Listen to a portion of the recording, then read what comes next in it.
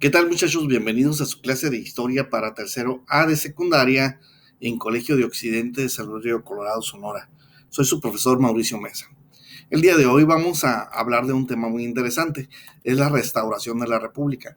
Después de todo el relajo que pasó con las guerras de reforma, con todo este asunto de las broncas que traía Benito Juárez y de la invasión francesa y de la Segunda República. Después de esto hay un periodo ahí de inestabilidad, como todos los periodos, y llega por fin la restauración de la República. Dentro de la restauración de la República empiezan a surgir ya otros personajes que no son los mismos de siempre, ¿no? Porfirio Díaz y su grupo de personas. De hecho, la persona de la que vamos a hablar ahorita, hay una anécdota que se cuenta por ahí en la que a Porfirio Díaz se lanza de candidato a la presidencia de la República. Él había sido héroe en la batalla de Puebla y Benito Juárez le comete fraude para volverse a reelegir Benito Juárez. Como pueden ver ustedes, el poder siempre va a hacer que las personas, así por más nobles y por más interesadas en el bien de la República al inicio, se conviertan en lo que al principio criticaban. Bueno, llega el gobierno de Porfirio Díaz y empiezan a suceder cosas muy interesantes. Primero, la paz porfiriana y la centralización del poder, lo bueno y lo malo. Por fin llegó el triunfo del grupo liberal para determinar un gobierno republicano bajo la guía del federalismo, la cual se establece en 1867. A partir de entonces, México empezó con un rumbo político bien definido, por fin. Ello no se hubiese dado sin la ayuda de Estados Unidos de Norteamérica y los acuerdos determinados para otorgar ese apoyo. Sin embargo, esa estabilidad política no duró mucho. Al poco tiempo de celebrarse las elecciones empezaron las rivalidades. En cuanto empieza a figurar Porfirio Díaz, pues empezaba a ver con malos ojos el poder que detentaba Benito Juárez. Es así como empieza otro periodo conocido como el Porfiriato, en el que se siguió la línea liberal en el ámbito económico, pero en el político se implementó un fuerte e indestructible centralismo que duró por más de 30 años.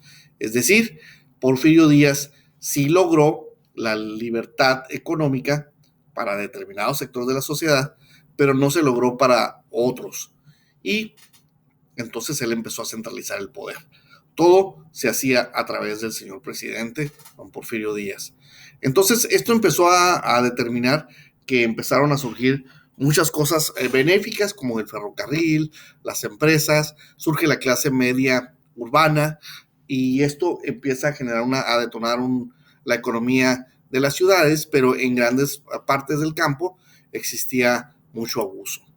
Empiezan a surgir las rebeliones y las levas. A partir de las levas eran que como no había ejércitos realmente bien definidos, usualmente se iba a las rancherías, se iba a los poblados y se agarraba a la gente, los levantaban pues y los obligaban a ser soldados. Esto provocó pues que los ejércitos fueran inestables. Y también recuerden que con la independencia se pierden aquellas protecciones que tenían ciertos grupos de indígenas, por lo que muchos hacendados empezaron a quitarles sus tierras. Bueno, más adelante de eso podemos ver cómo el paisaje empieza a cambiar. Empieza a llegar el progreso, la industrialización a México y de repente campos y montañas y valles empiezan a ser transformados sobre todo por el ferrocarril.